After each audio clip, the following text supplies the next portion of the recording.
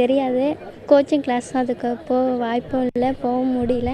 அப்படி இருக்கும்போது இதுக்கு +2 எக்ஸாம்னால் எழுதி பழக்கம் இருக்குது. ஒரு வருஷம் அதுக்காக படித்து ட்ரை பண்ணி தான் வந்திருக்கோம். நீட்னா என்னன்னே தெரியாமல் முதல்ல அட்டன் பண்ணும்போது என்ன பண்ணுறதுனே தெரில. எனக்கு ரொம்ப கஷ்டமாக இருந்தது. நீட் தேர்வு அடிப்படையில் மருத்துவ மாணவர் சேர்க்கையை எதிர்த்து உச்சநீதிமன்றத்தில் வழக்கு தொடர்ந்தபோது அனிதா புதிய தலைமுறைக்கு அளித்த பேட்டி இது. மிகவும் ஏழ்மையான குடும்பத்தைச் சேர்ந்த அனிதா அரியலூர் மாவட்டம் குழுமூர் கிராமத்தைச் சேர்ந்தவர். மூட்டை தூக்கும் தொழிலாளியின் மகளாக பிறந்த இவர் மருத்துவம் பயின்று தனது குடும்பத்தின் முதல் தலைமுறை பெண் மருத்துவர் என்ற பெருமையை பெற வேண்டும் என்பதை கனவாக கொண்டிருந்தார்.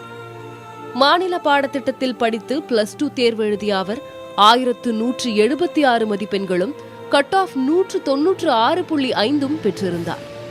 நீட் தேர்வில் 86 மதிப்பெண்களை அனிதா பெற்றிருந்தார். இந்நிலையில் தமிழகத்திற்கு நீட்டில் இருந்து விலக்கு இல்லை என்பதை உச்சநீதிமன்றம் தனது தீர்ப்பில் உறுதிப்படுத்திவிட்டதை அடுத்து அனிதாவின் மருத்துவ கனவு தகர்ந்தது. இதனால் மன உளைச்சலில் இருந்த அனிதா தற்கொலை என்ற தவறான முடிவை எடுத்துவிட்டார். நீட்டால் மருத்துவம் படிக்க இடம் கிடைக்காமல் போன வேதனைதான் அவரை இந்த முடிவுக்கு தள்ளிவிட்டதாக கூறுகிறார்கள் உறவினர்கள். சிறுவயதில் இருந்தே மருத்துவராக வேண்டும் என்ற இலக்கை நோக்கி பயணித்த இந்த சிறு பெண்ணின் சோக முடிவு அனைவரையும் அதிர்ச்சிக்குள்ளாக்கி இருக்கிறது.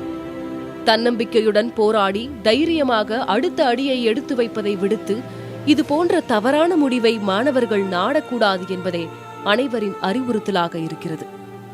நீட்டை எதிர்த்து போராடிய போது இந்த மாணவியின் துணிவை கண்டு வியந்த அத்தனை பேரும் அவரது இந்த முடிவால் அதிர்ச்சியும் வேதனையும் அடைந்து உள்ளனர். புதிய தலைமுறைக்காக செய்தியாளர் குழு.